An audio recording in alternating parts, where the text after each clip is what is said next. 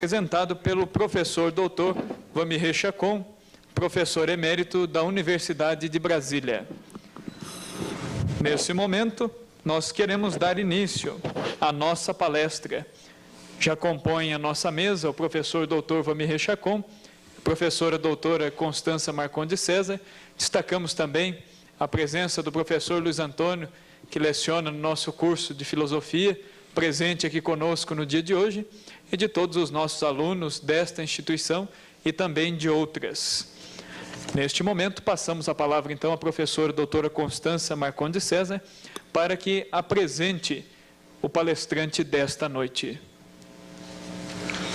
Bom, eu queria dar uma boa noite a todos e dizer que é uma grande honra para nós termos o Dr. Vamirê Chacon entre nós, dizer que ele está dando esta palestra como uma abertura à apresentação do livro A Grande Ibéria, que ele está lançando também nessa semana de estudos, e que ele estará dando na sexta-feira, na parte da manhã e na parte da tarde, no sábado pela manhã, também um ciclo de palestras sobre esse tema, A Grande Ibéria. O livro é publicado pela Unesp e está à disposição de vocês, depois da palestra, se quiserem adquirir, está em exposição aí na sala de entrada. É uma grande honra para nós termos o Dr. Vamirê Chacon aqui. Ele é uma das figuras mais expressivas do pensamento brasileiro contemporâneo.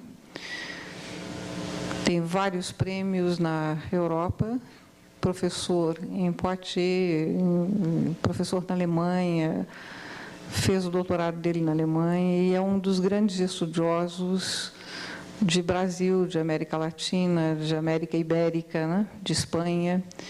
E é sobre esse tema que ele vai nos dar a honra de falar, de fazer a sua reflexão.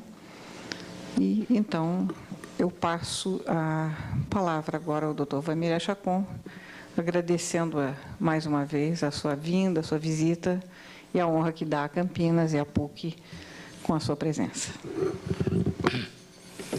Professora Constança Marcondes César, meus amigos, minhas amigas, podemos falar pelo menos 1h15, 30 minutos, para ainda dar tempo de algumas intervenções vossas, que se não ocorrerem hoje, fiquem tranquilos que poderão ocorrer amanhã e depois de amanhã, nos horários previstos, aqui ainda estarei. Nós sabemos que vivemos numa fase da história sob hegemonia da cultura e da civilização anglo-americanas. Eu estou distinguindo intencionalmente, por uma questão metodológica, cultura e civilização. Isto é, cultura que somos, civilização que fazemos. Tecnologia, portanto, é do processo civilizatório. Podem ser menos ou mais desenvolvidas as civilizações.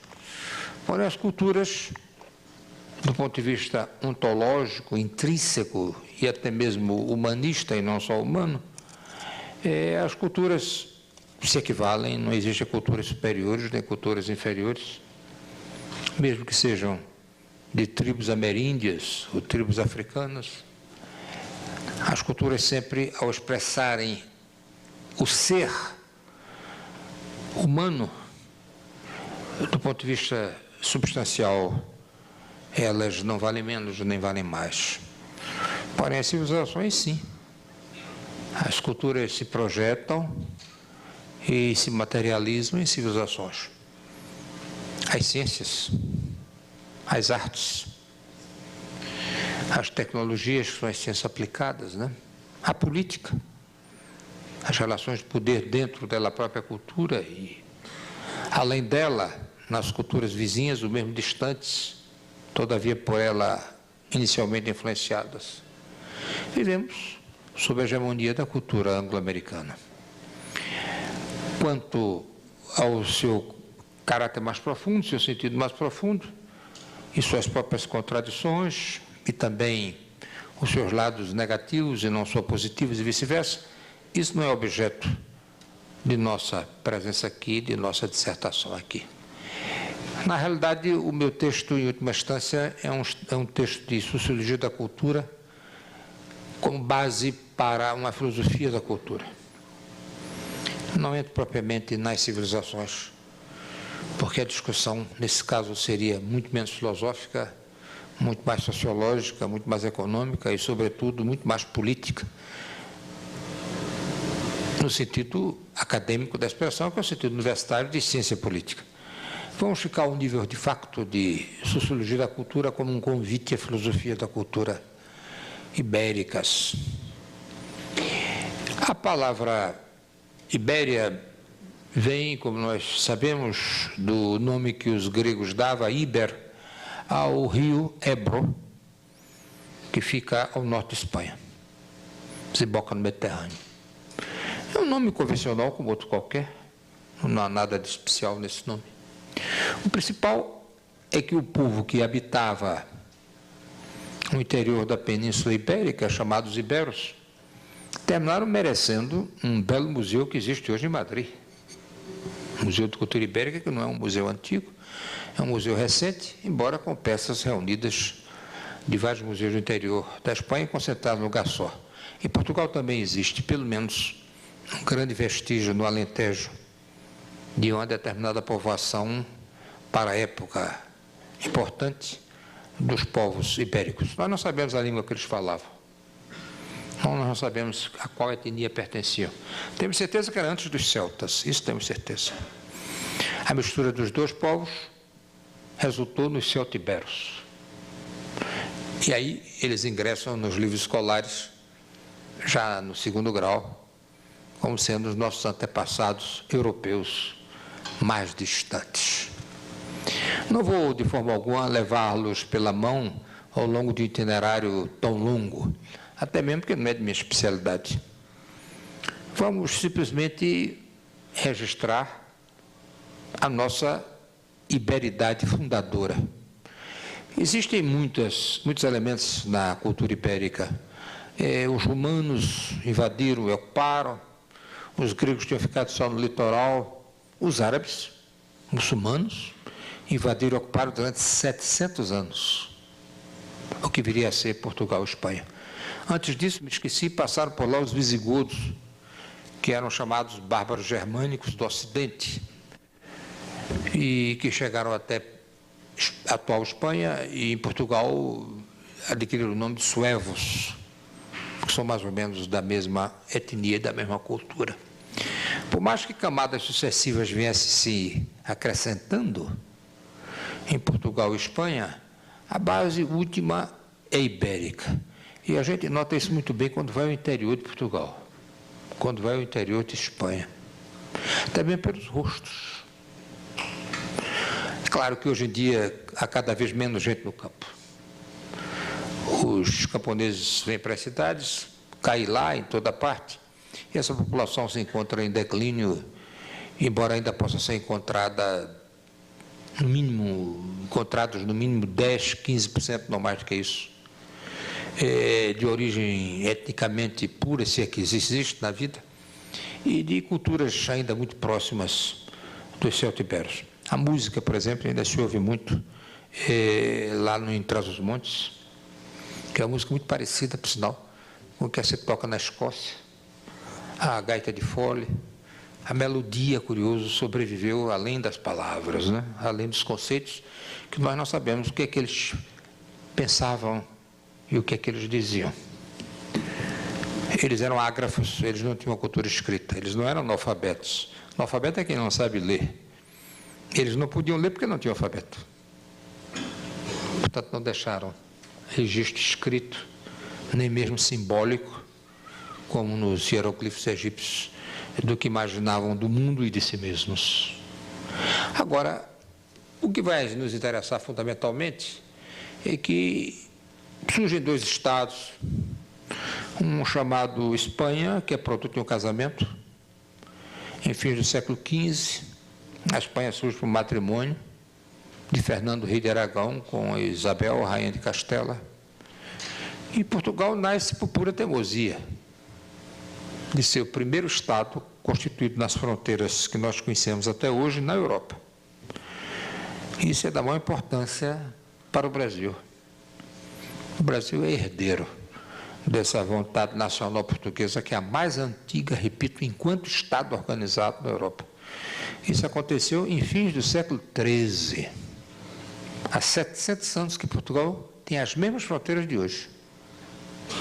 Enquanto as fronteiras dos outros países, inclusive da Espanha, flutuaram muito para um lado e para outro. Eles conseguiram isso a duras penas. A Espanha ainda hoje tem um território 5 vezes maior do que Portugal, tem uma população 4 vezes maior e uma economia 4 vezes maior. É uma teimosia que realmente ainda hoje é exemplar para nós brasileiros. Uma capacidade de afirmar e defender sua cultura minoritária diante de povos de língua castelhana, embora reconheçamos, não existe Espanha, existe Espanhas. Isso Ortega Gasset, vez por outra, vai aflorar também Espanhas.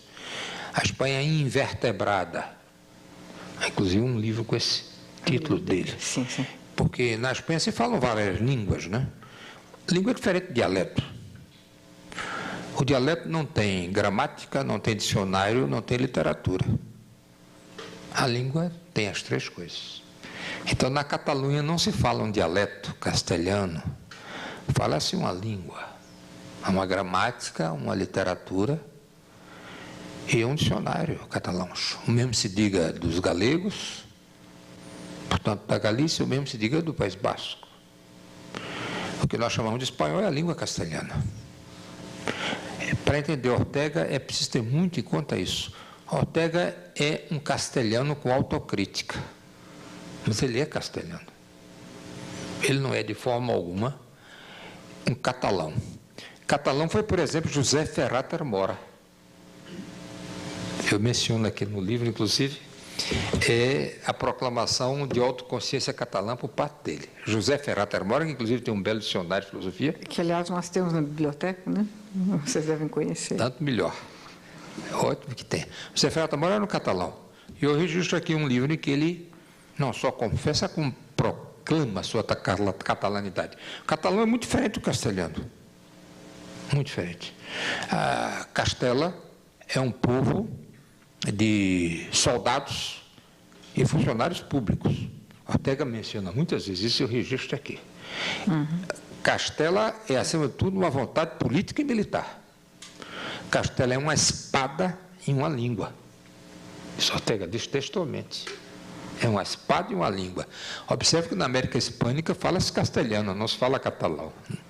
Nem galego, nem muito menos basco. É uma espada e uma língua. Os catalães ainda hoje são os mais ricos dos espanhóis.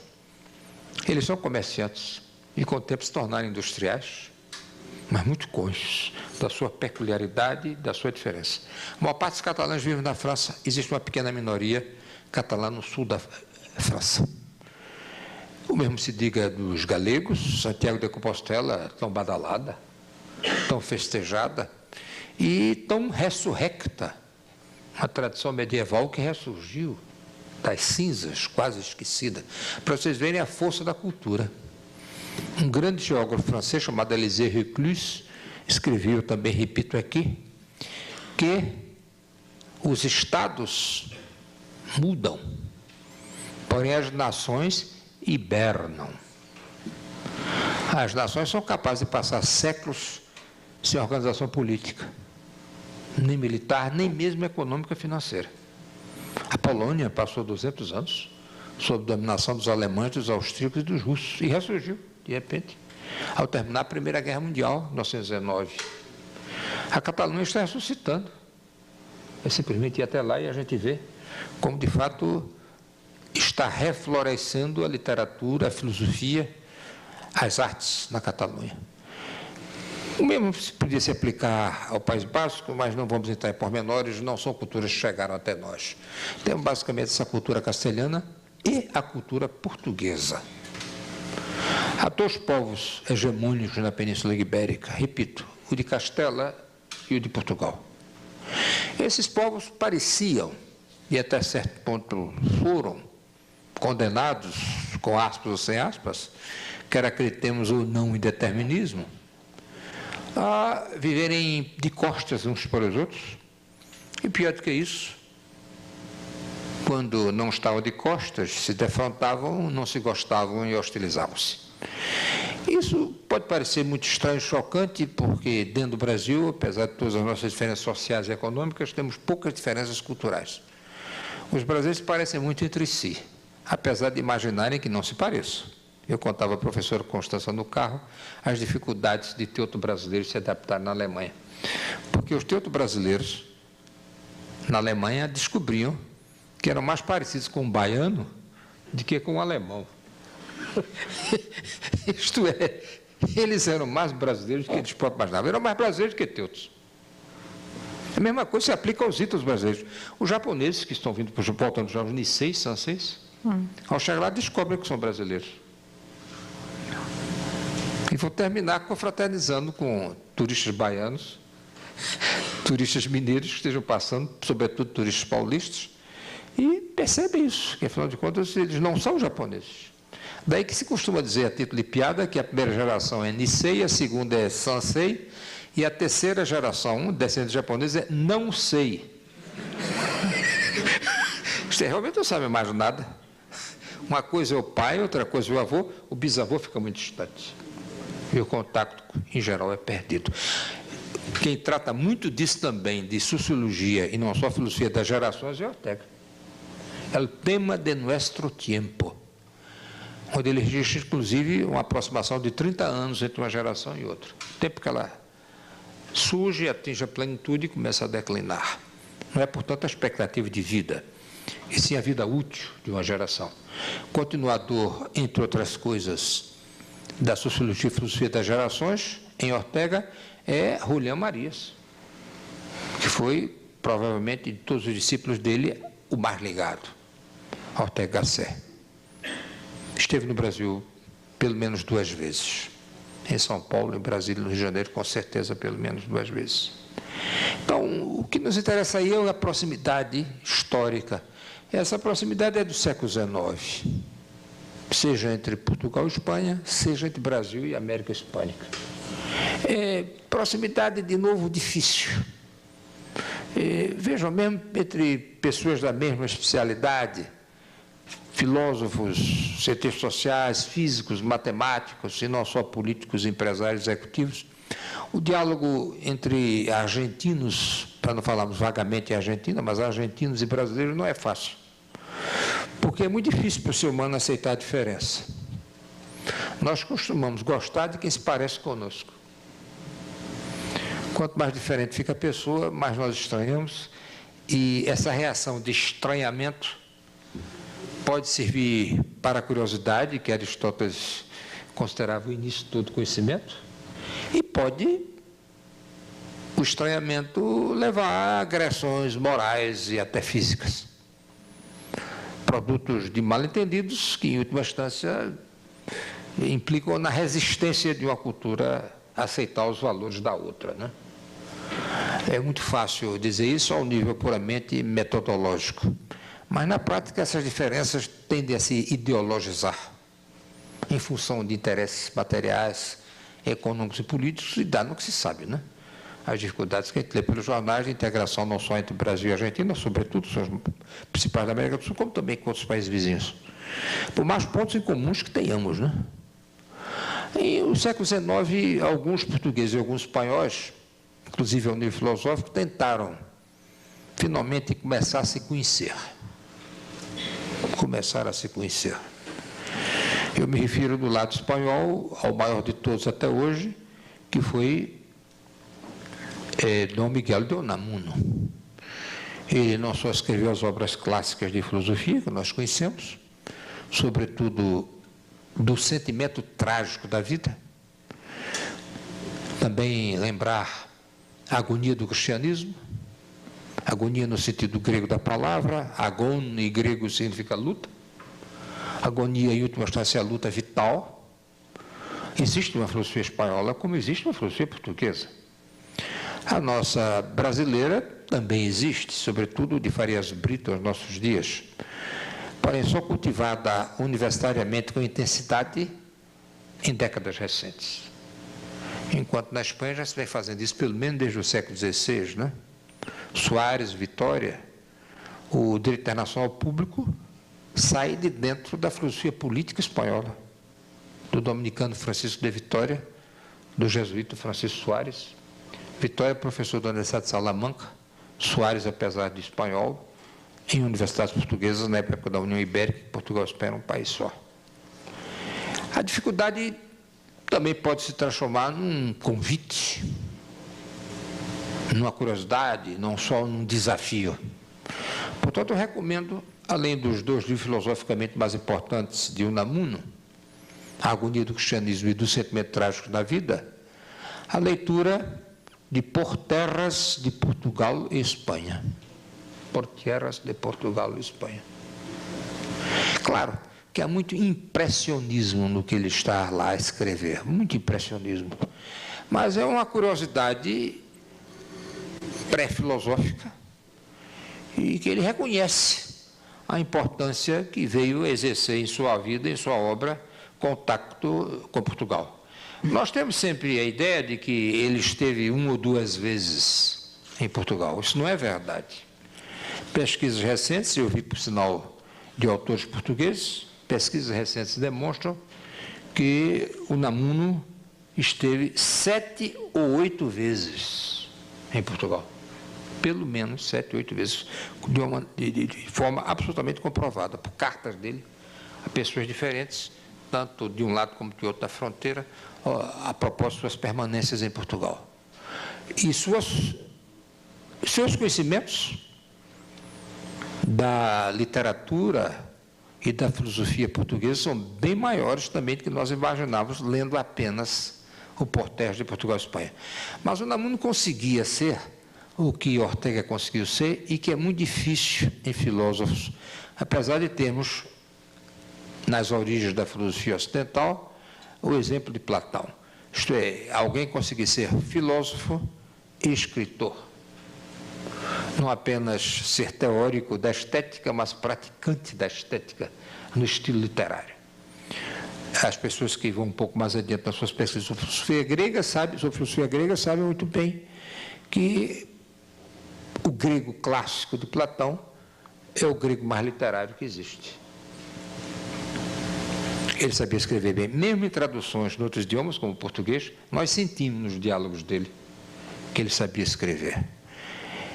Aristóteles podia pensar muito bem, mas com certeza não era um grande escritor.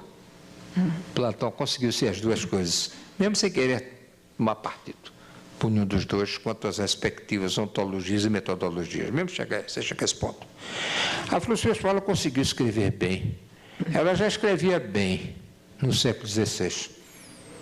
Eu estou a me lembrar de vários outros nomes, alguns, inclusive, de grande repercussão, até hoje, que nós só conhecemos o lado jornalístico dessa figura. Mas a obra De Rege, do Rei, de autoria de Bartolomé de las Casas, espanhol, bispo de Chiapas, imagine de onde, de Chiapas, onde ainda hoje há conflitos étnicos e culturais, e não só econômicos e políticos, no sul do México. Ele foi bispo de Chiapas. É a primeira denúncia veemente aos maus tratos dos colonizadores, no caso espanhol, contra os índios, e as expoliações que foram vítimas.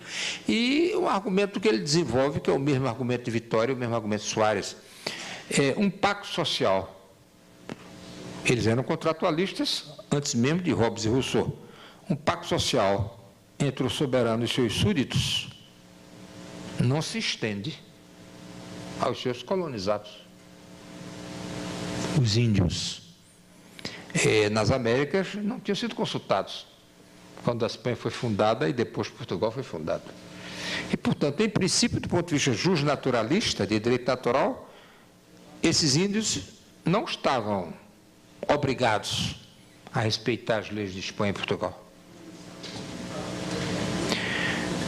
Alguém já disse, talvez seja verdade, que não há cultura inocente. É o que está por trás da discussão justnaturalista, pré-contratualista, mas já se caminhando nessa direção, a propósito dos índios nas Américas no pensamento filosófico espanhol. No Padre Antônio Vieira existe também essa preocupação, mas o Padre Antônio Vieira, por mais que se interessasse por filosofia, não foi propriamente um filósofo no sentido técnico da palavra. O que nós temos no Padre Antônio Vieira é um grande estilo literário de orador sacro, por mais conteúdo filosófico e teológico que lá dentro haja, mas a forma não é filosófica, com certeza não é, enquanto os espanhóis é. Na realidade, os espanhóis e os portugueses estavam mais preocupados com as relações de cada um deles com os índios e com outros povos da África e da Ásia, do que com o próprio vizinho, portugueses e espanhóis entre si. Essa curiosidade começa a se expressar em indagações individuais a cada um dos povos e depois entre si, sobretudo em fins do século XIX, princípio do século XX, primeira metade do século XX. Eu estou a pensar também, isso que eu estava a procurar agora, encontrei um grande romancista espanhol, José Maria Pereda, que também gostava muito de Portugal e que lá esteve várias vezes, tem personagens portugueses nos seus romances.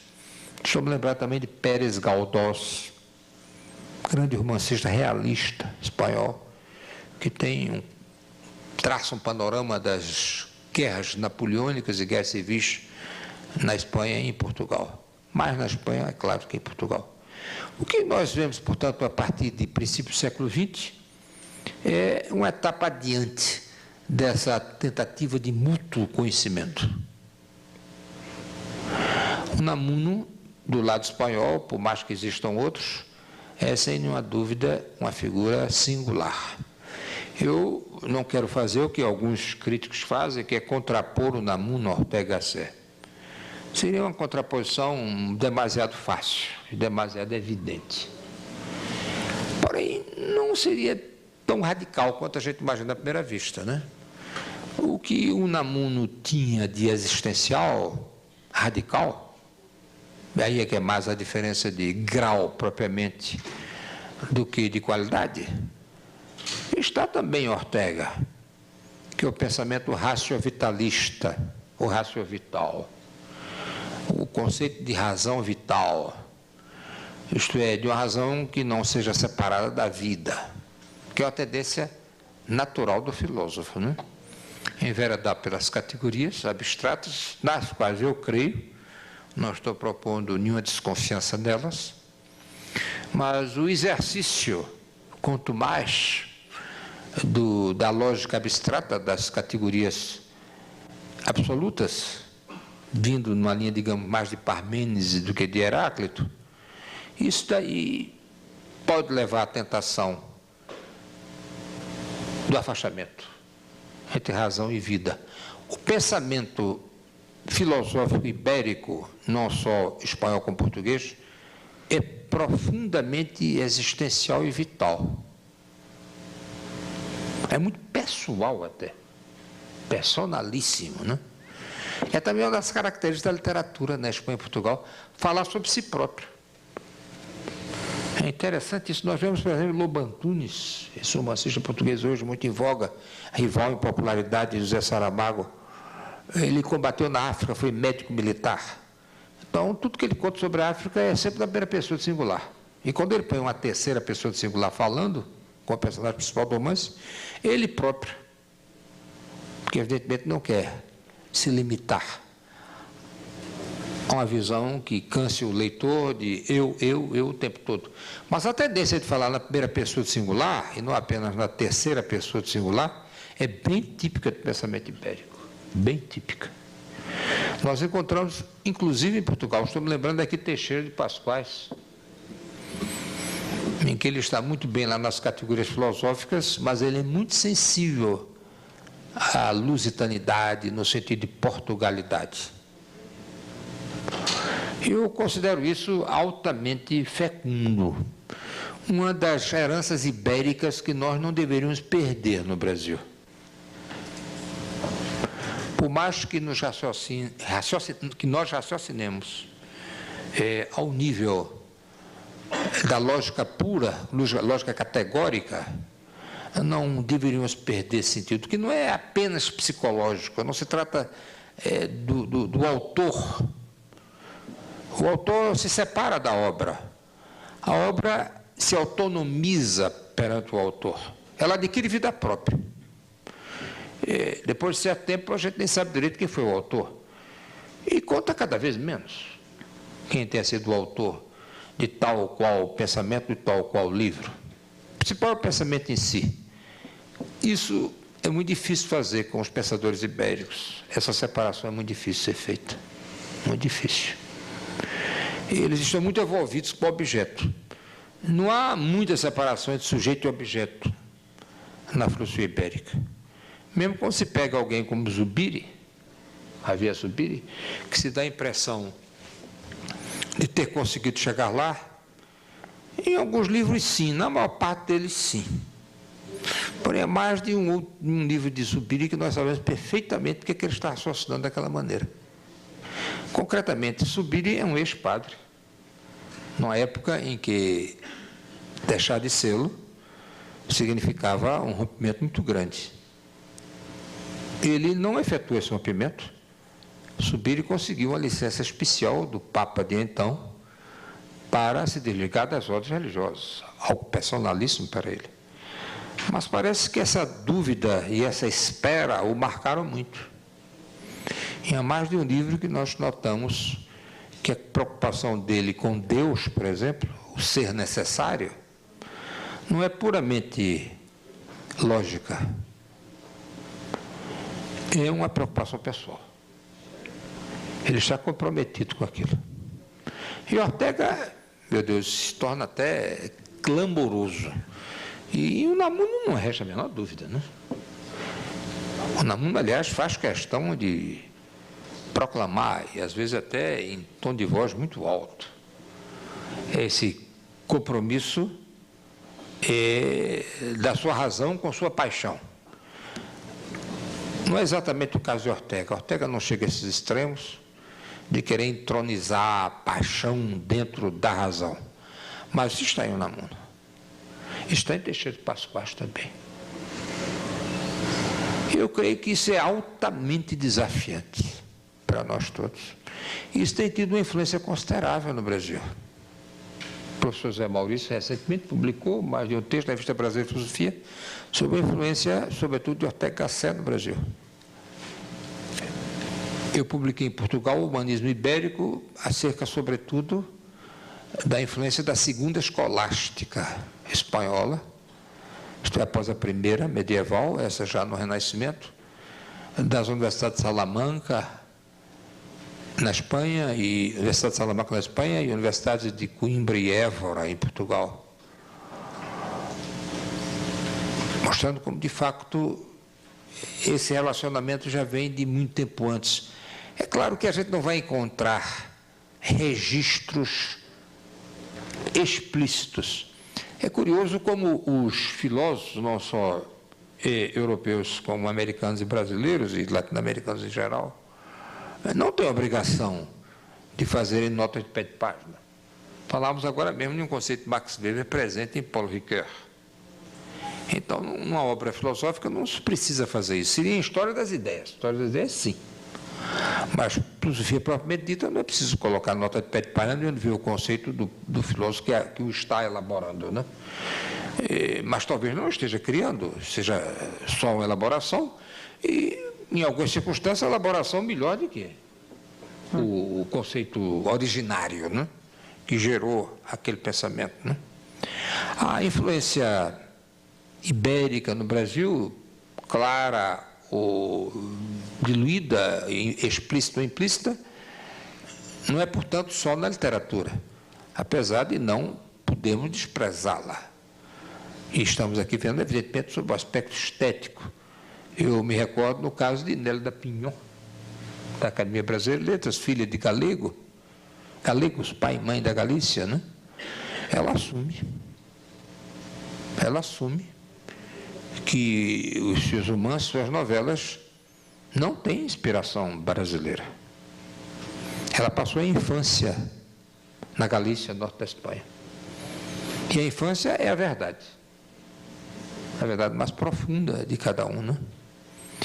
E ela passou a infância numa Galícia mais rural do que hoje, mais pobres que hoje. Portugal e Espanha têm melhorado muito na sua integração na União Europeia e, portanto, com seus mitos muito mais vivos. A transmissão oral desses mitos muito mais intacta nessa fase do mundo em que não havia ainda televisão e que pouca gente tinha rádio e menos ainda a gente lia jornal. Na própria Europa e, no caso, sobretudo, em Portugal e Espanha, né? É uma influência, sem nenhuma dúvida, também estética da iberidade. Eu estou usando a palavra iberidade intencionalmente e advirto vocês isso. Pensem em termos de iberidade, não pensem em termos de iberismo. Não usem a expressão iberismo, a não ser que queiram dizer algo diferente do que eu estou dizendo agora. Porque a iberidade é cultural e até culturalista. Porém, iberismo é um conceito político, altamente polêmico, em Portugal e em Espanha. O iberismo significa o movimento político que é intermitente, ele aparece, desaparece, mas sempre retorna na história desses dois povos, que implica na fusão de Portugal e Espanha num país só. Isso hoje é totalmente desnecessário, superado no quadro da União Europeia, em que Portugal e Espanha têm os mesmos direitos econômicos e sociais, embora representações políticas diferentes no Parlamento de Estrasburgo, Parlamento Europeu de Estrasburgo, uma vez que as populações são diferentes. As 40 milhões de espanhóis, portanto, há mais deputados espanhóis no Parlamento de Estrasburgo e menos do que alemães, que são 82 milhões de habitantes na Alemanha, do que em Portugal, que são 10 milhões de habitantes. Se quiserem usar a palavra iberismo, usem-na no seu sentido legítimo, intrínseco, substancial, que é político. Se quiserem ver o lado cultural, usem iberidade. Os ismos nem sempre são ideológicos políticos, podem ser também filosóficos, mas no caso iberismo não é filosófico. Pode-se filosofar post-facto, mas o iberismo, todas as vezes que se consumou, significou grandes desentendimentos entre Portugal e Espanha. Não vamos fazer essa pré-história, que levaria muito tempo. Houve, nem é necessário no nosso seminário, de modo nenhum. A iberidade cultural existe, por mais contraditória que seja. Do ponto de vista vivencial, e eu volto de novo a essa visão ibérica do mundo, os conceitos são contraditórios. Existe uma espécie de uma dialética ibérica. É muito difícil, muito raro. Eu mesmo só me lembro aqui de Farias Brito no Brasil e sei lá mais quem, um pouco Subiri na Espanha, e mais algum outro lá em Portugal, que queiram conceitos sem contradições. O ibérico é profundamente contraditório. E, aliás, faz questão de ser. Não só não esconde, como proclama. Ortega é numa linguagem amena. Ele, por temperamento, por formação, estudou na Alemanha. Ortega Sé. Ele não sofre por conta de suas contradições. Elas se recompõem, o que nosso amigo Miguel Reale chamava a dialética das complementações. Ao passo que a dialética em Unamuno não é de complementações, é de antagonismos. De antagonismos não resolvidos. Até mesmo porque o Unamuno considera que alguns deles sejam absolutamente insolúveis, né?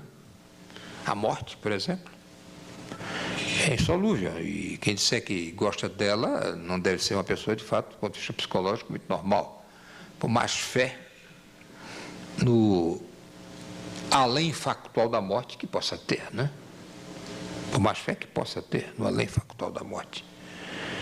É um pensamento essencialmente contraditório. E não esqueçam, eu estou relembrando o lado da paixão.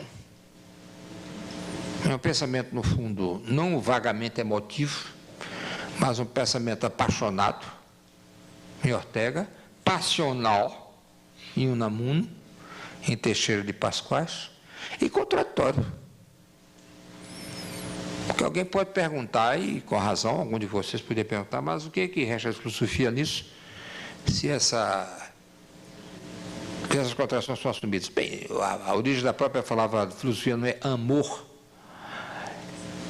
ao conhecimento? Amor à sabedoria? Não é isso? Filosofia? Então, se é amor ao saber, também pode ser paixão pelo saber. Por que só um amor moderado? Autocontrolado, logicamente. Por quê? Necessariamente isso. Não estou de forma alguma também afirmando desvinculações desses pensadores. Isso não é verdade. Isso não é verdade. Há muita influência de Kierkegaard em Unamuno. E, aliás, ele assume, ele confessa. Um ensaio dele titulado Ibsen e Kierkegaard, o maior dramaturgo dinamarquês, Ibsen, e o maior filósofo dinamarquês, Kierkegaard, e com repercussão mundial, ambos, né? E Ortega Gasset, mais de uma vez, ele tem, por exemplo, um dos seus ensaios, o título muito interessante, de Prólogo para Alemães.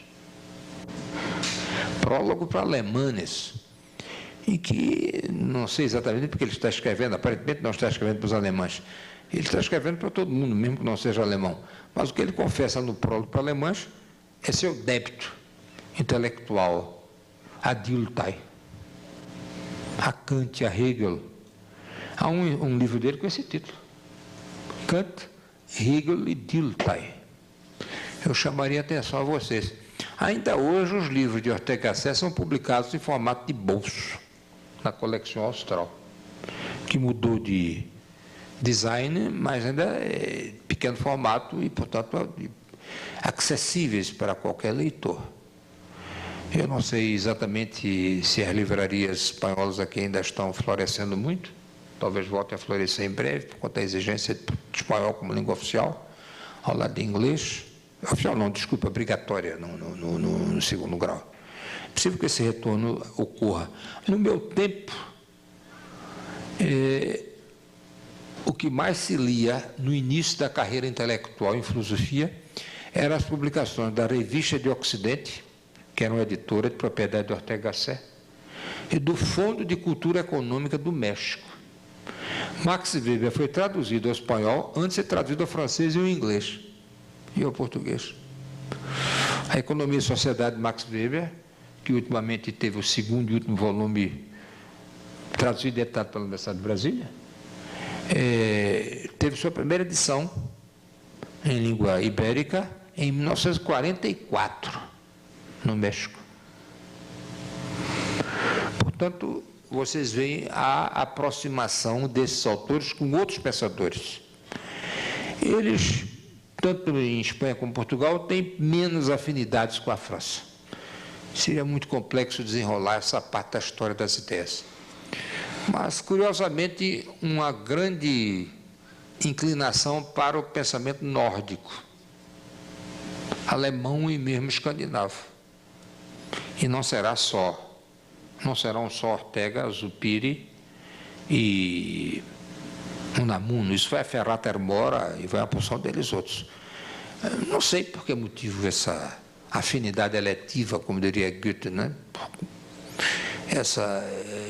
Esse encontro de temas comuns entre a filosofia nórdica e a filosofia ibérica. Não sei bem. Até mesmo, repito, que os filósofos não costumam fazer notas de pé de página, nem traçarem genealogias dos seus próprios conceitos. Mas, com certeza, sim. Isso que eu estou lhes propondo é, de facto, uma introdução à filosofia espanhola e desejando até no íntimo que vocês fossem até a filosofia portuguesa e pegassem inicialmente alguém como Teixeira de Pascoais, que é de leitura também do ponto de vista estilístico, bem mais acessível, bem mais agradável, né? Por mais técnico que, em última instância, o seu pensamento se expresse. O que é que isso tem a ver, em última instância, conosco no Brasil? Porque nós também, durante séculos, vivemos de costas para a América Hispânica, como Portugal e Espanha viveram de costas na Europa. E também aqui entre nós, quando, em vez de estarmos de costas, um olhava para o outro, saía a guerra, né? As guerras platinas, o Brasil teve guerra contra o Uruguai 2 vezes, Contra a Argentina, uma. Contra o Paraguai, é a maior de todas. E deles entre si. Ainda mais do que nós contra eles, né? Isso vem mudando. Em mais uma globalização, essa não é a primeira, não será a última, né? É preciso que haja uma descoberta, não seria nem redescoberta mútua, por um facto elementar e fundamental. Eles não vão sair de onde estão e nós não vamos sair de onde estamos. Uma vez que estamos condenados a vivermos juntos, Sartre gostaria muito disso, estamos condenados a ser livres, estamos na semana dele. Já que estamos condenados a ser livres, então estamos condenados à livre opção de vivermos bem.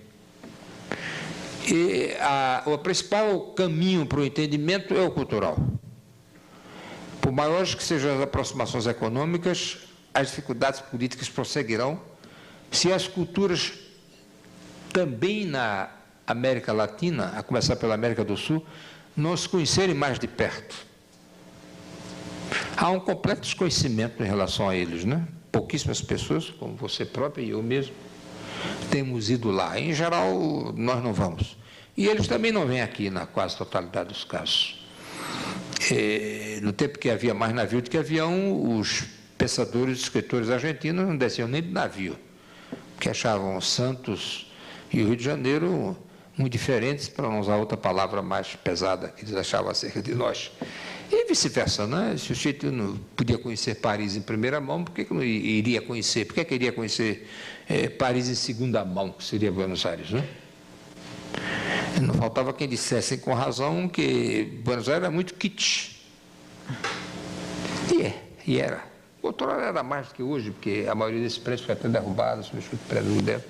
E tem para mim que eles erraram ter feito isso. Mas, enfim, foi a decisão deles. Fizemos a mesma coisa aqui, destruímos aqui a Avenida Paulista, substituímos por aquela coisa que lá está, que ninguém sabe direito o que é, e tantas mansões lindas foram postas abaixo, né?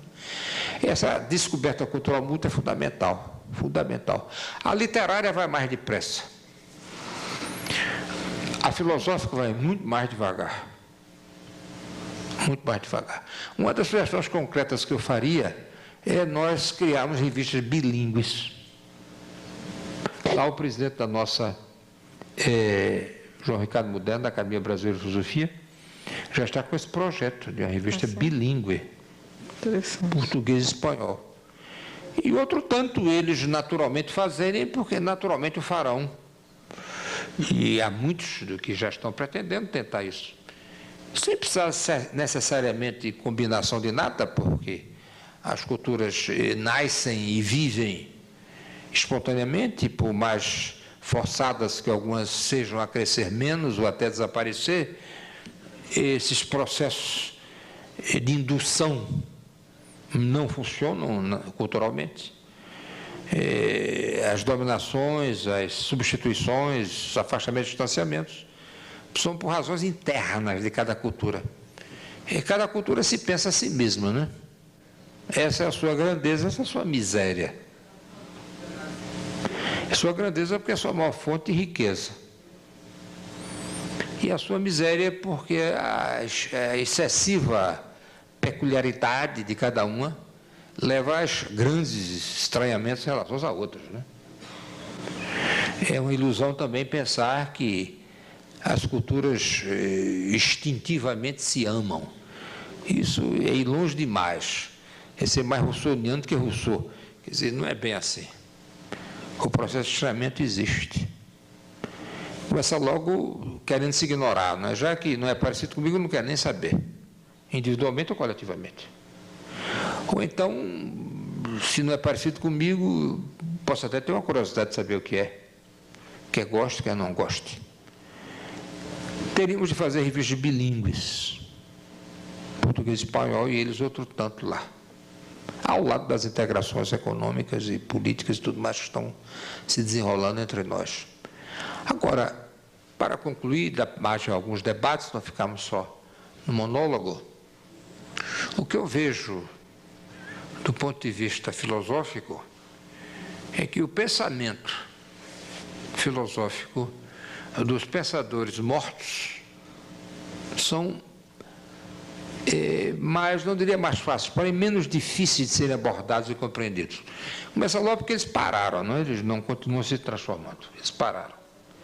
E uma vez que eles pararam, nós podemos analisá-los com mais calma, né? Sem medo de mutações que venham desmentir nossas opiniões acerca disso, acerca daquilo. Mas nós não sabemos praticamente o que se faz hoje na Argentina e muito menos na Espanha ou mesmo em Portugal. Eu estou a me lembrar de um grande ensaísta espanhol hoje, chamado Fernando Savater. Conhece Savater, não? Sim, sim. É praticamente desconhecido no Brasil, Savater. Ele tem reflexões sobre a moral e sobre a política muito importantes. É totalmente desconhecido. Pode ser até que tenha havido alguma recensão sobre Fernando Savater, mas eu nunca li. Não pretendo ter visto tudo, nem mesmo a maioria, mas com certeza eu nunca vi. Fernando Savater. Um nome que eu menciono enfaticamente, porque hoje é considerado o maior ensaísta espanhol vivo. Outra coisa que eu chamo a atenção, já que usei a palavra ensaio. O ensaio é diferente do tratado. O ensaio tem sua origem no século XVI, com Bacon, na Inglaterra, e Montaigne, na França. Cada um deles escreveu um livro intitulado Ensaios. O ensaio, o nome está dizendo, não é? Não é definitivo, por definição, não é definitivo. O ensaio é uma reflexão acerca do provisório.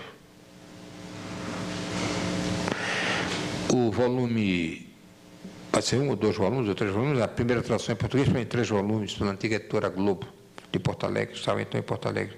Os ensaios de Montaigne foram em 3 volumes. Ali dentro tem de tudo. A vida e a morte, o prazer e a dor, né? O pensamento e a paixão, a ação e a inação. E para se encontrar uma certa sequência, uma certa ordem, precisa conhecer muito bem o pensamento de Montaigne.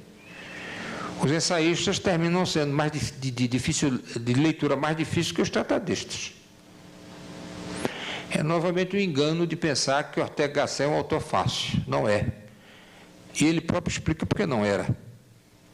Ele dizia que a cortesia, ou melhor, a clareza era a cortesia do filósofo. A clareza é a cortesia do filósofo. Então a gente pega um ensaio dele, um livro de ensaios, fica perplexo que no capítulo seguinte é outro assunto completamente diferente. Isso faz parte do ensaísmo. O ensaísmo em si é um gênero literário e em si é um gênero filosófico. É conseguir descobrir o permanente no efêmero. Isso é muito ibérico e, sobretudo, castelhano.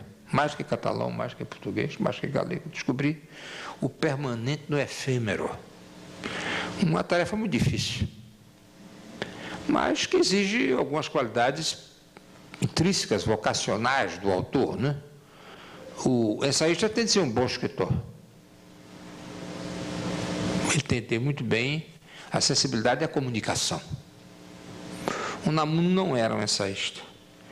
Ele escrevia bons artigos de jornal. Há vários volumes das obras completas do Unamuno com artigos de jornal. Mas, quando ele vai enveredar para um tema filosófico, a paixão o arrebata a tal ponto que ele vai até o fim. E nós temos, não se trata de tamanho, de número de páginas, né? Mas na agonia do cristianismo e no sentimento trágico do sentimento trágico na vida, por sinal do sentimento trágico da vida mais volumoso, ensaios que terminaram se transformando em pequenos tratados. Um tratado não precisa necessariamente ser grande, porque o conceito aí tratado como de ensaio é qualitativo e não só quantitativo. No tratado, alguém, mesmo sem usar o nome, tenta, na medida do possível, esgotar o assunto. Não se trata propriamente de saber tudo que se escreveu a respeito, que seria a história das ideias, mas, na sua própria visão, dizer tudo que crê que deve dizer, que pode dizer. O ensaísta não tem essa obrigação. E vou mais longe, o verdadeiro ensaísmo não tira conclusões. Dá a impressão de superficialidade, né? À primeira vista dá a impressão de superficialidade. Mas é um gênero bem ibérico, sobretudo castelhano. O Salvaterra é um ensaísta. Ele não é um tratadista. É de uma leitura, os ensaios são de uma leitura mais agradável, porém mais difícil. Se nós analisarmos friamente, os ensaios são mais agradáveis, porém mais difíceis. No caso de Ortega, a gente, para encontrar um fio condutor, tem de ler vários livros dele, sobre tal ou qual categoria filosófica. Porque no volume do ensaio, ele trata disso no ensaio seguinte, que seria o próximo capítulo, já é outro assunto completamente diferente. Então, por incrível que pareça, para conhecer bem a obra de Ortega Gasset, alguém vai ter de ler vários volumes de suas obras completas. Unamuno não. Com 2 livros fundamentais do Sentimento Trágico da Vida e a Agonia do Cristianismo, se conhece o pensamento de Unamuno. Ortega vai ler no mínimo uns 10 a 12 livros, não? Sem nenhum exagero. Porque aquilo serpenteia. Aquilo aflora a superfície, mergulha de novo. Eu, sinceramente, também fico preocupado quando leio as revistas, não só de filosofia, mas de ciências sociais,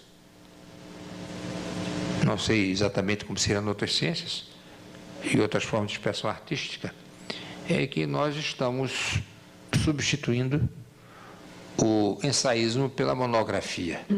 É um pouco o espírito das teses, né? De mestrado, doutoramento, uma pesquisa monográfica a mais exaustiva possível sobre assunto A ou assunto B. Nós ou não adquirimos plenamente, porque houve poucos ensaístas filosóficos no Brasil, pouquíssimos. Estou me lembrando de um quase esquecido hoje, Eurilo Canabrava. Escrevia belos ensaios filosóficos, né? Muito bonitos. Entramos pela monografia, e da monografia estamos indo para o monografismo. Flusser.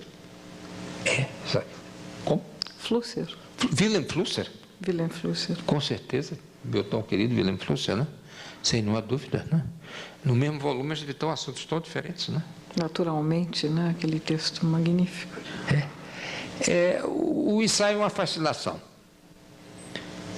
Eu recomendaria que vocês lessem em português Wilhelm Flusser. A professora Constância certamente poderá explicar isso, está presente aqui todo o tempo, melhor do que eu. Eurilo Canabrava, por sinal, não tem o nível de Wilhelm Flusser, Wilhelm Flusser é bem melhor, né? E mais alguns outros poucos, que também não vamos fazer a série deles nem aqui, nem em país nenhum. Mas, ao enveredar pela filosofia, ao enveredarem pela filosofia espanhola e pela própria filosofia portuguesa, não se esqueçam disso. Estou me lembrando de um grande ensaísta filosófico português, Antônio Sérgio. Antônio Sérgio. Também anota esse nome. Publicado, as obras completas dele publicadas pela editora Sá da Costa, em Lisboa. Um ensaio. E lembre-se sempre dessa dupla origem ilustre. Eles vêm do Renascimento. Eles vêm de Bacon, na Inglaterra, e vêm de Montaigne, na França. Curioso. O ensaio transferiu-se da Inglaterra para os Estados Unidos, Emerson, e muitos outros do século XIX, aos dias atuais, têm sido grandes ensaístas. Mas na França não floresceu tanto, não. A França envelheceu, seguiu mais o caminho do tratado por recíprocas influências com a Alemanha, né? Mas floresceu em Espanha e mesmo em Portugal. Não confundam o ensaio com o artigo. Um artigo pode ser um ensaio. Um ensaio pode ser um artigo. Mas não coincidem necessariamente. Não coincidem necessariamente. Porque não é o número de páginas, é o espírito que anima. Um ensaio que, pegando determinada categoria, tente, no tamanho de um ensaio, quanto possível, porque nunca ninguém consegue, obviamente, esgotar nada na vida, esgotar aquele assunto, mesmo que seja um artigo de 10 páginas, não é um ensaio. Um ensaio veio para semear dúvidas, não veio apresentar certezas. Eu, pelo menos, pessoalmente, considero isso fascinante.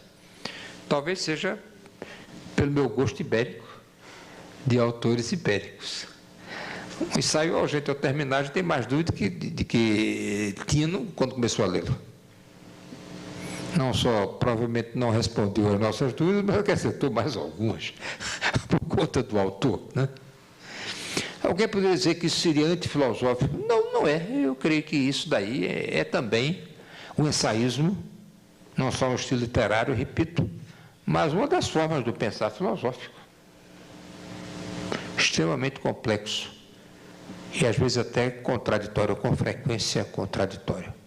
No Brasil tem florescido muito o ensaio literário, que um ou outro autor brasileiro ainda usa, a maioria só faz artigo nesses suplementos literários. Estou me lembrando de um grande ensaísta literário brasileiro, Wilson Martins, no jornal O Globo, domingo. Alguém poderá dizer que será muito longo. É muito longo para um artigo de jornal que ele escreve todo domingo sobre literatura, geralmente sobre autores. Mas, do ponto de vista ensaístico, não é muito longo. Apenas a gente se acostumar a enfrentar, porque aparenta ser um artigo longo, mas que na realidade é um ensaio com prazer. Por sinal, o ensaio também pode ser breve. Não é isso que está em jogo. O que está em jogo é o seu espírito. Isto é, a dúvida, a provisoriedade. E, se possível, também acrescentar o lado vivencial, que está presente no Unamuno, e antes disso estava presente ainda mais em Ortega. Aliás, uma pequena diferença de idade, o Unamuno é mais velho que Ortega. Sou da mesma geração, 1898, mas com a diferença mais forte que o outro. Isso remonta ao próprio Montaigne. Eu, sinceramente, gosto mais de Montaigne do que Bacon. E se vocês quiserem saber a origem do ensaísmo ibérico, e até brasileiro, ibero-americano, vocês deveriam começar por Montaigne. Os 2 ou 3 volumes, conforme a edição dos ensaios. E é o espírito do Renascimento. Não é o espírito da Idade Média, que depois, do ponto de vista, pelo menos formal, recomeça na filosofia europeia, e daí para o mundo. Isso é, sobretudo, o espírito do Renascimento. O Renascimento introduziu a dúvida no Ocidente. Antes, ela existia resolvida, menos ou mais, no tempo em que, conforme os medievais, a filosofia era serva da teologia. E aí não há nenhum sentido pejorativo. Apenas ela estava encarregada de justificar racionalmente o que a teologia, por um caminho mais rápido, chegava pela fé. No Renascimento é a dúvida que entra pela porta do ensaio. Eu estou dizendo do ponto de vista filosófico, não estou dizendo do ponto de vista religioso com Lutero nem Calvino. Do ponto de vista filosófico, entra pelo ensaísmo. Eu fico, às vezes, acanhado em usar a palavra ensaísmo, porque tem um ismo aí pelo meio. Talvez fosse melhor dizer ensaística. Em alemão se diz ensaística. O facto de ser uma palavra diferente não significa que seja uma boa palavra e que possa até ser usada em lugar de ensaísmo. Todavia, os autores, os críticos, preferem ensaísmo, embora eu pessoalmente discorde do que seja. Enfim, eu acho que para uma primeira intervenção, que será seguida por outras, isso seria o mínimo que nós vamos transformar em médio nas próximas intervenções e não propriamente no máximo, que não dará tempo em 3 dias. Entre mentes, eu posso já tranquilizar os senhores que esse meu livro, uma vez que fui eu que trouxe, tem o desconto do autor, ele está aí à venda lá fora 40% mais barato do que nas livrarias. Mas vocês não vão dizer isso naturalmente às livrarias, né? Apesar de alguém já ter afirmado que conversa com mais de 2 é comício, eu espero que aqui não seja o caso. E, portanto, quem quiser adquiri-lo, eu estarei lá disposto aí a autografar, e se não precisar do autógrafo, tanto melhor, porque a obra já terá adquirido sua impersonalidade diante do autor, já terá se autonomizado. Havia um provérbio latino que ainda sobrevive nos dias atuais, que eu também gosto, do qual eu também gosto muito. Habent sua fata libelli. Os livros têm seu próprio destino. Ou são esquecidos, ou se autonomizam diante da pessoa do autor. Mas, de forma alguma, também estou recusando o autógrafo, se alguém, por acaso, quiser. Eu terminaria, portanto, essa introdução e iríamos para alguns convidativos debates em seguida. Muito obrigado pela atenção.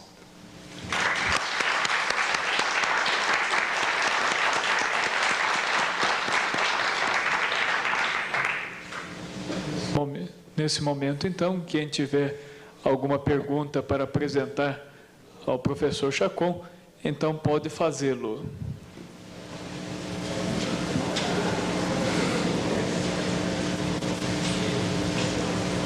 Alguém já leu aqui Unamuno? Não? Não sabe o que estão perdendo.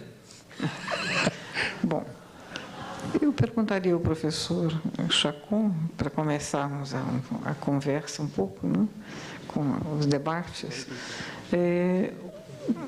esse espírito ibérico, até que ponto ele está presente na literatura latino-americana, na literatura brasileira? Ou nós já temos uma autonomia total, uma independência, uma identidade cultural totalmente outra? Eu gostei dessa pergunta mesmo, porque se aplicaria também à filosofia, à própria ciência política, à sociologia. Como eu disse que na literatura caminhamos mais rápido do que na filosofia, como é que isso estaria se expressando e se, a seu ver, existe algum autor, né, algum filósofo brasileiro ou latino-americano que tenha expressão suficiente expondo esse espírito ibérico ou expondo um espírito mais original?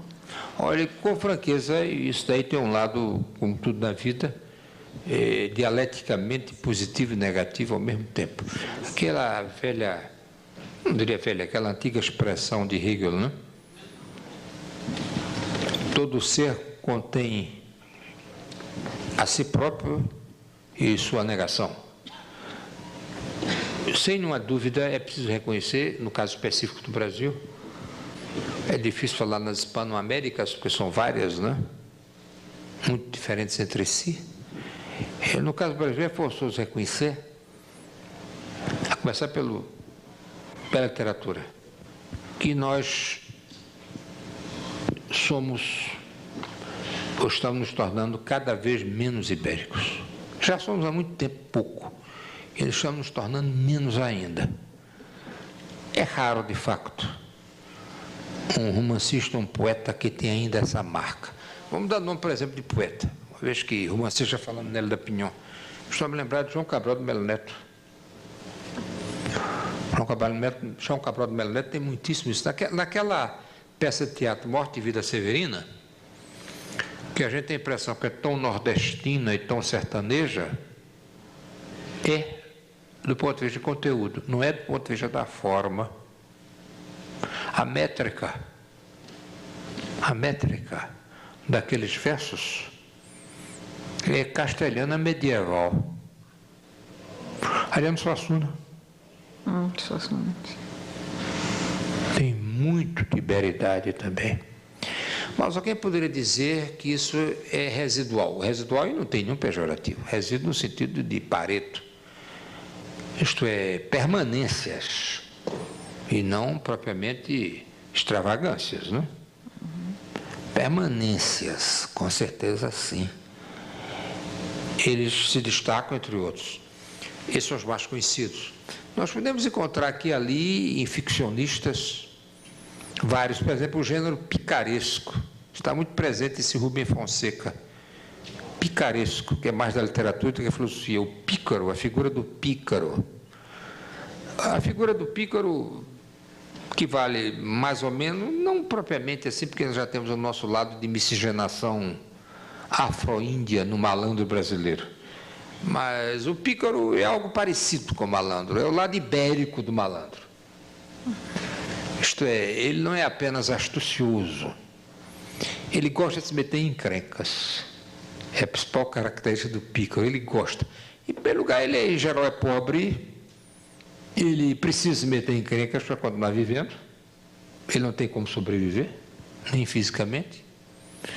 E, portanto, em geral, o pícaro não tem moral nenhuma, né? É uma figura muito picaresca na literatura brasileira, que é Mário de Andrade. É Macunaíma de Mário de Andrade.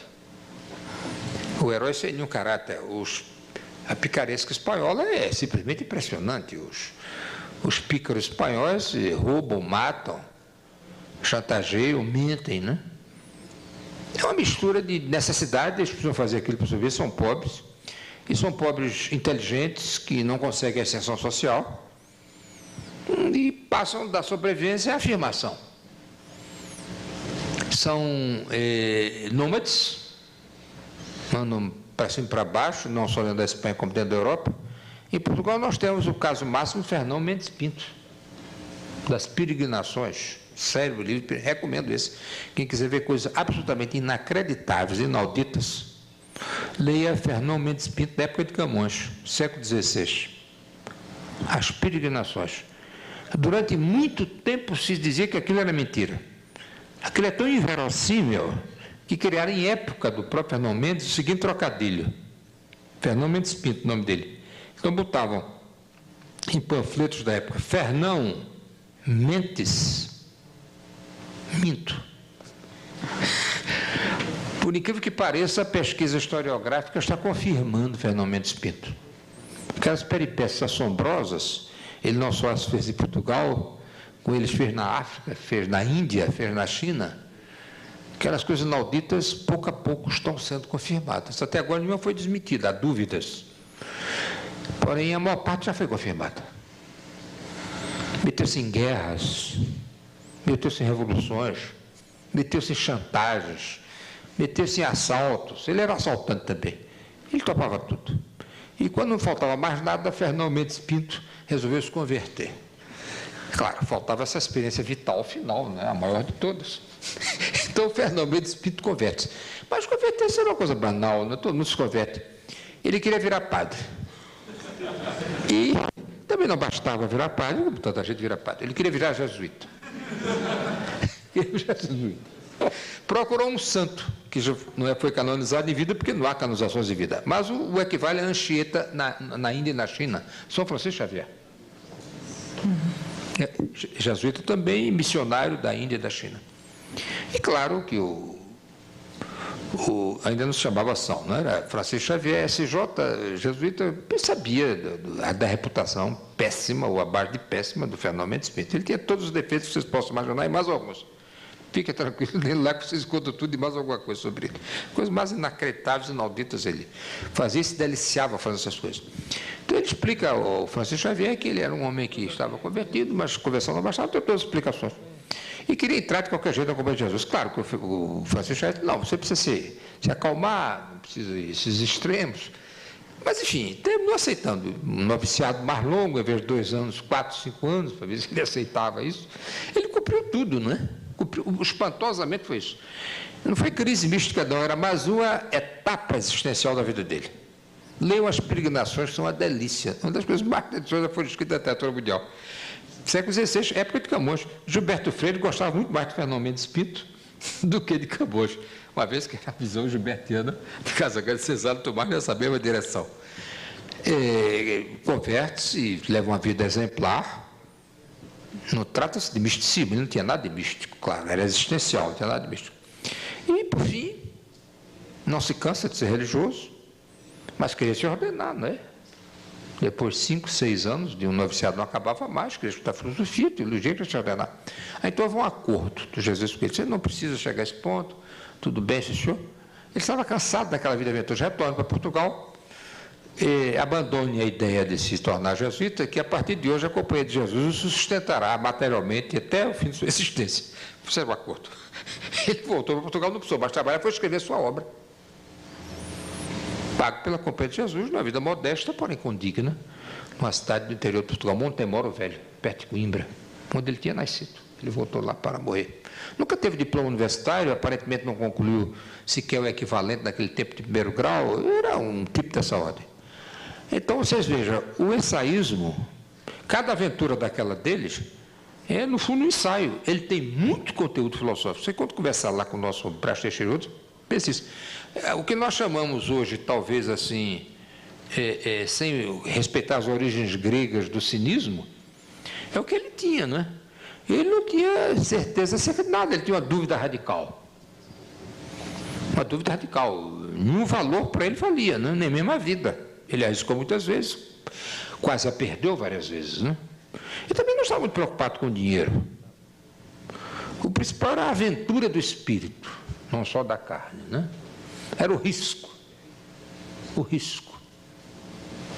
Sempre tudo isso permeado por uma ausência completa de remorso e de escrúpulos e de consciência de culpa. Não tinha nenhum. Ele era completamente amoral.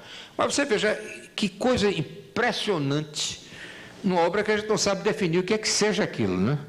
Qual é o gênero literário que aquilo pertence? As peregrinações são o quê? Relato de aventura também, mas não só. Uma obra filosófica, não diria nem autodidata, mas vivida, sim. Sim, ele teve todas as experiências possíveis e imagináveis, mais algumas, a gente, você já estou pensando, mais algumas. Fora ele teve experiências pessoais. Quer dizer, foi uma pessoa que esgotou os horizontes do possível. Não só daquela época, como todas as épocas. Isso realmente é intrigante, né? O Macunaíma tem um pouco disso, mas é pouco, né? O Mário de Andrade era muito intelectualizado. Ah, outra coisa espantosa que vocês vão ouvir.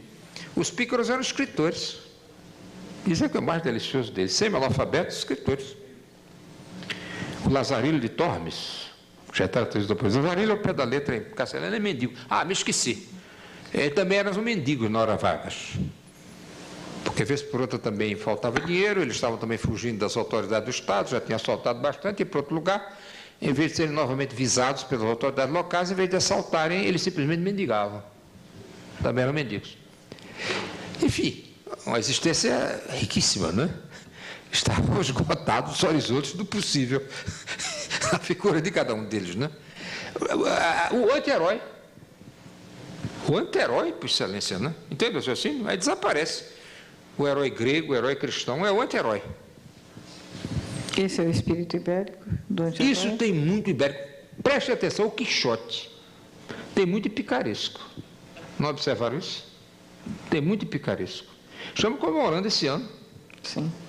Os 400 anos do Quixote, que aliás foi publicado em Lisboa, primeira edição, no tempo da União Ibérica, embora em Espanha foi publicada lá.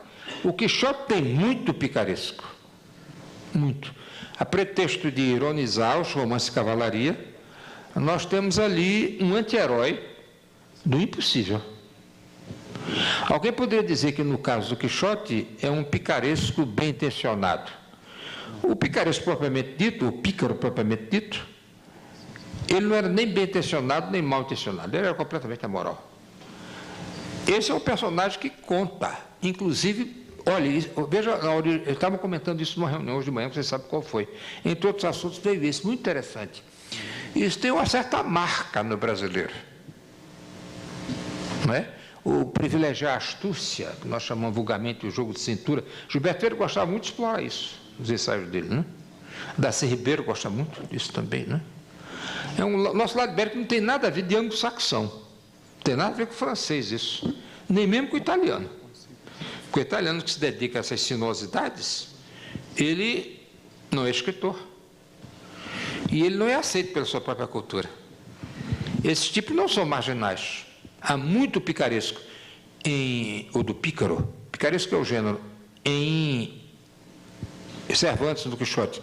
Só que aí, o anti-herói do bem. Ele é um anti-herói. Mas é um anti-herói puro, não manchado, não é? É do que ele crê que seja o bem. O outro não é do bem nem do mal. Há esse lado de aventura, né? Mas de aventura pessoal, né? Do personagem ibérico, que é um lado meio anárquico da nossa cultura.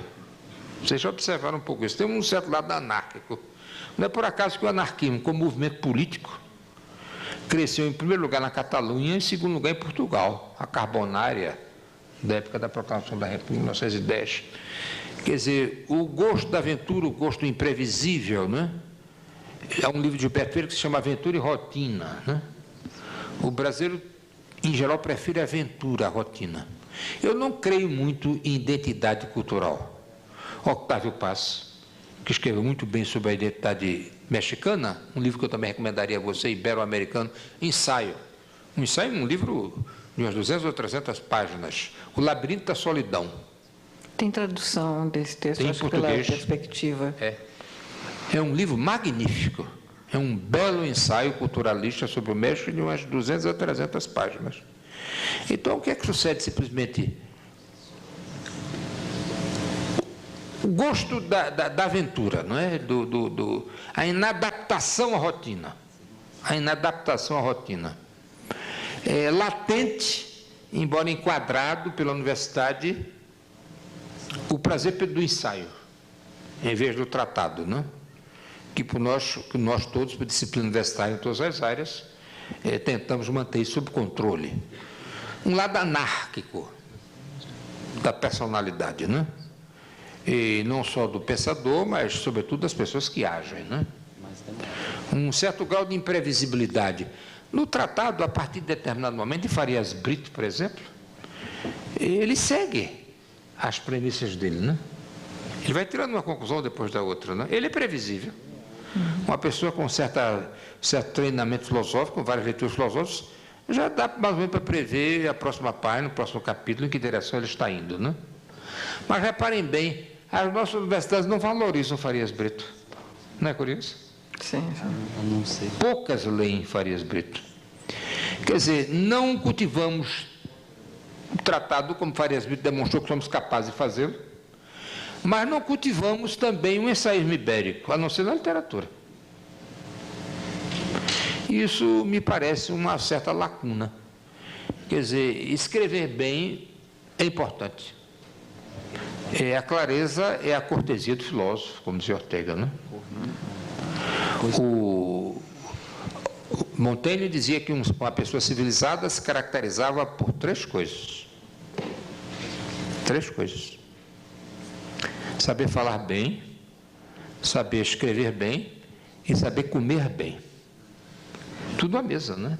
A melhor parte é a última. A mesa com todas as suas funções plenamente exercidas, né? Não sei se respondi a professora, mas eu vejo isso latente ainda. É a maior influência nossa, mesmo por parte da influência africana, de imigrantes alemães, italianos, universidades. Há um lado de gosto pela aventura, pela imprevisibilidade Então, intelectual também no brasileiro. eu espero que amanhã, então, o senhor conte como é que essa expressão, essa busca de aventura, esse espírito anárquico se expressaria na filosofia.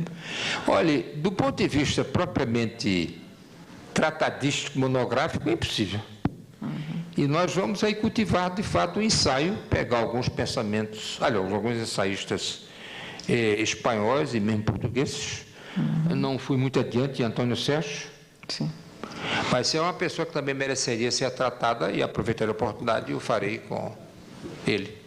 E os demais são convidados a irem lá atrás, se quiserem, ou não. Eu queria agradecer muitíssimo a intervenção, a palestra brilhante do professor. Esperar que vocês amanhã continuem a conversa sobre a Grande Ibéria, né? Prosseguindo os nossos agradecimentos ao professor Dr. Vamir Chacon, nós convidamos a acadêmica Célia Regina Silva Santos, do primeiro ano de Filosofia da nossa faculdade, para que entregue, então, uma lembrança, um mimo ao professor Vamir Chacon em nome de todos os alunos.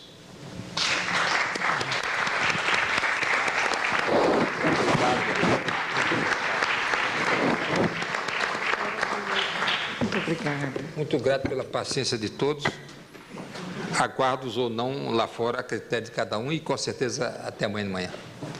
Agradecemos no dia de hoje, uma vez mais, ao professor Tarcísio Moura, diretor da Faculdade de Filosofia, que com empenho vem buscando auxiliar aí na formação de cada um de nós. Também agradecemos ao CCH, na pessoa do Padre Paulo Sérgio, que contribuiu também para a realização deste evento. Agradecemos à professora Constança, que esteve conosco nessa noite, e de um modo muito especial ao professor Vamir Chacon, que estará conosco até o dia de sábado. Sendo assim, nós damos por encerrada, no dia de hoje, esta nossa quarta palestra. Uma boa noite a todos.